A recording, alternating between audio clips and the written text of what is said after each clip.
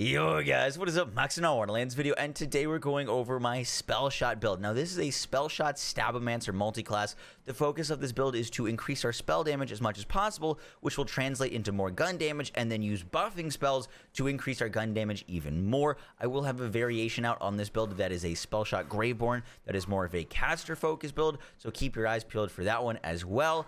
If you guys enjoyed the video, be sure to drop a like, comment, and subscribe. And with that guys, let's get right into it. All right, to start, I just want to answer some questions that I was getting asked a ton about the Spellshot. When you increase your power on your items, you're going to increase the amount of spell damage you get per stack. So the higher your power on the Spellshot, the more spell weaving damage you're going to get, as well as polymorph duration and immune damage. Next up, I was getting asked a lot about the dual wielding spells. When you are dual wielding spells, when you are using Ambihextrous, your spell is a spell. It is not an action skill. It does not count as action skill damage. It does not count as an action skill cooling down instead of a spell cooling down. Activating your spell in your action skill slot does not count as starting an action skill. It is just a spell. You have absolutely zero interactions with on action skill and or action skill start things when you're dual wielding spells. It's just spells. And when you do dual wield spells, you are able to rock 2 spell anoints. So you actually get an extra anoint. Not only do you get to dual wield spells, but you also get an extra anoint on top of it, which is really strong. All right, let's get into the build. So we're gonna talk about what gear you need and the interactions that are at work here. So to start us off, weapons. The 2 best weapons for this build that I found are the 2 strongest weapons in the game, honestly, are SMGs. SMGs are extremely strong in this game, and a purple SMG, you're going to want to look for either a Hyperion or a Hyperius or a Dahlia purple cryo SMG. The reason you're looking for a purple cryo SMG with ×4 pellets is because they're a special kind of SMG that come in this like Sandhawk variant, right? They cannot come if they are fire, if they're poison, if they're electric. They won't do this. They'll shoot beams. But specifically, the cryo ones have these multi-pellet versions that shoot just a ton of damage out super quick, and they're really strong. The other main weapon that I'm using is the live wire. This is a legendary that has a beam that forks to enemies, and with the amount of damage that we're dealing, we can just shoot this thing out, and it's not quite as much damage. Like, as you can see, like there, my dark magic damage was hitting for like 197,000. But it's going to fork between so many enemies, think like the Brainstormer from Borderlands 3, that we're able to kill mobs very quickly. For the enchants on it, I'm using on spellcast, increased damage dealt by 15%. And my melee weapon that I have is enchanted for on spellcast, increase elemental damage by 20%. All of our enchants on our gear are going to increase the damage that we're dealing after we cast a spell. I'm using the Goblin Pickaxe because whenever I pick up money, I'm going to increase my movement speed, spell cooldown rate, action skill cooldown rate, and we're not doing any melee, so just having that passive is super nice. Next up, you may notice that I am not shielded. I'm using the Gloomy Cursed Wit. While ward is depleted, gain 17% damage reduction and gain 100% increased damage dealt to nearby enemies. As a spell shot, we actually have a skill that you no longer recharge your ward. So your shield never recharges, meaning we're keeping up 100% damage increase at all times. Plus, we have a big spell damage buff, which will increase the damage that we're dealing via this one skill, which is super nice. How do you stay alive with 0 shield? And the reason for that, the way we stay alive, is dark magic damage, and that gets into our Buffmeister. Now, the Buffmeister is a legendary spell that is going to increase the damage that you deal on anything, and it adds base damage. So right here it says increased direct damage dealt by 185, and it's a dark magic spell. When you activate this spell, you're going to, right here, this is me moving around normally, you gain increased fire rate, increased movement speed, and increased base damage. The way that this spell works, for example, is my live wire does 204 base damage.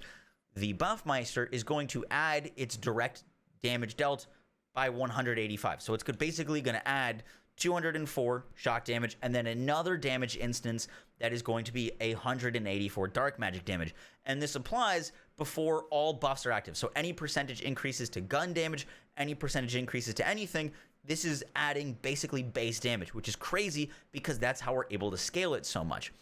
What makes it even crazier is there's a little thing going on that some of you that may have played Salvador or know Borderlands 2 item merging or weapon merging happening here, that it takes on the property of the spell that you have equipped in your other slot if you're using Ambihextrous. So Ambihextrous allows us to equip 2 spells, and when I equip another spell, for me, I'm using a Furious Concentrated Magic Barrage because it's got a really high base damage. Instead of adding 185 base damage, it is now adding 4,299 base damage to my weapon that deals 204 base damage. I'm getting 4,000 damage basically added per shot. So you may be curious how we're going from 4,000 base damage added to our shots to our actual damage values, which are over 750,000 damage a trigger pull, and that is because we're using smart things to scale our damage. Now, I originally thought that gun damage might increase the damage of this extra element. It doesn't. I originally thought spell damage might increase the damage of this extra element. It doesn't. The way to increase it is it's just going to pull from this value, but the way to increase it is by scaling this element intelligently. So we're going to be using on spellcast increase damage dealt by 15%. We're going to be using on spellcast increase elemental damage by 20%. We've got on spellcast increase dark magic, and our shield is going to give us that increased damage dealt to nearby enemies. We've got all damage dealt on our class mod. We've got all damage dealt on our artifact plus dark magic damage increases, and our rings we're rocking spell damage to deal more spell damage, but mainly because I've got SMG critical hit damage, and this ring has the legendary effect that while ward is not full, effects are increased by 100%, and my ward is never up, meaning that I'm just getting like almost 30% crit damage on my SMG just from this alone. Plus, so we're getting like over 45, maybe 47, around 47% SMG critical hit damage.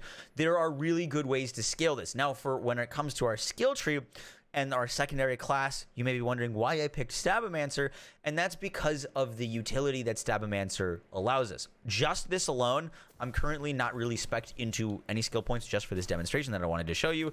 I just spec'd into Glass Cannon so that my shield wouldn't recharge, but without really specking any points into my tree right now, like I'm hitting just off of those enchants and off of my gear, I'm hitting 436. We're almost doubling that damage with our skill tree damage dealing increase, but our main goal is to, one, be able to survive, have absolutely zero cooldown on our spells with the capstone, be able to move faster and deal more global damage with swift death, exploit their weakness to always get a damage multiplier against our enemies, and much more. We're about to do a full skill tree breakdown, but I just wanted to explain that the biggest way to increase this damage isn't by increasing your spell damage, it isn't increasing by your gun damage, it's by using enchants and using all damage dealt dark magic damage. You could do this with fire. Like if you wanted to do this with fire, you could just go the opposite and literally just change your fire damage or your shock damage. But I just wanted to explain that the best way to increase that is more focused on your enchants and your passives than it is increasing your gun damage or your spell damage. So for your skill tree, I recommend maining or picking the class of Spellshot. We're going to be rocking Ambihextrous. Ambihextrous allows us to use 2 spells and allows us to use the Buffmeister with another spell that's going to increase its damage. We do not need Spell Sniper because we're not trying to crit with our spells, we're just trying to buff ourselves. We're getting Magic Bullets to increase the gun damage that we're dealing, Prestidigitation to increase our reload speed. Remember, we're trying to clear chaos chambers as fast as possible. If we're sitting there reloading our weapons, it's going to take longer. Our fire rate is going to increase per stack of spell weaving, which is very, very nice because we're basically going to be at max stacks of spell weaving at all times. I think we're sitting at 8 right now, so that's a 32% increase fire rate at max. We have 1 point to move down. You could put it in mage armor. Mage armor is great. I really like it. It's super good skill, but in order to upkeep our 100% damage increase and our damage reduction, I'm not actually going to take it. That way I can always stay at my damage increase, and then we're speccing into Glass Cannon to deal even more spell damage and not regenerate our ward. This allows us to stay at 0 ward at all times and just heal as much as we possibly can from our dark magic damage, which once again, we're going to be melting things. High thread count for more spell weaving stacks. Imbued weapon, whenever the Fate Maker casts a spell, his guns deal bonus damage of that spell's element for a duration. This is just giving us even more bonus damage, and because we're using 2 spells, we're getting even more bonus from this skill. We've got Warcaster. Warcaster is really nice. I'm gonna be honest, you probably only need 1 point into this skill, but whenever you kill an enemy, you're going to have a chance to automatically reload your weapons, which just allows you to kill things faster. We're not using double knot because it says whenever the Fate Maker scores a critical hit with a spell, you deal bonus gun damage of the gun's element. This is pretty minimal, and we're not really using spells for damage. We're using spells for buffing ourselves, so don't need that. We are going to take 1 slot, 1 kill, though. We're going to gain even more increased gun damage per stack of spell weaving, which once again, we're going to be having our spell weaving stacks as much as possible.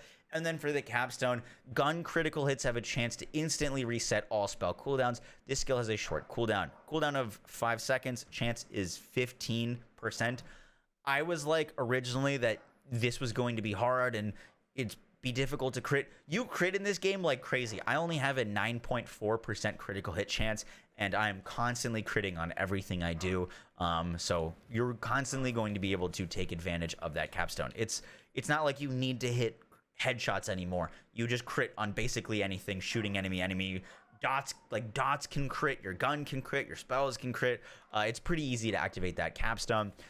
Next up, we've got the Spellmeister. Now, the real question here is, should you go Spellmeister or Graveborn for your second class? I went Graveborn first, and I liked Spellmeister more for this gun playstyle. I will be making another build that is more focused on casting spells that synergizes more with the Graveborn skill tree. But for the gun damage that we're trying to get out of this build, the Spellmeister works a little bit better. We're going into Arsenal to gain more gun damage and spell damage, which is super nice. 21% spell damage, 21% gun damage. Haste, our movement speed is increased, and whenever we cast a spell, this bonus is doubled for a duration, so we're constantly running around with 24% movement speed.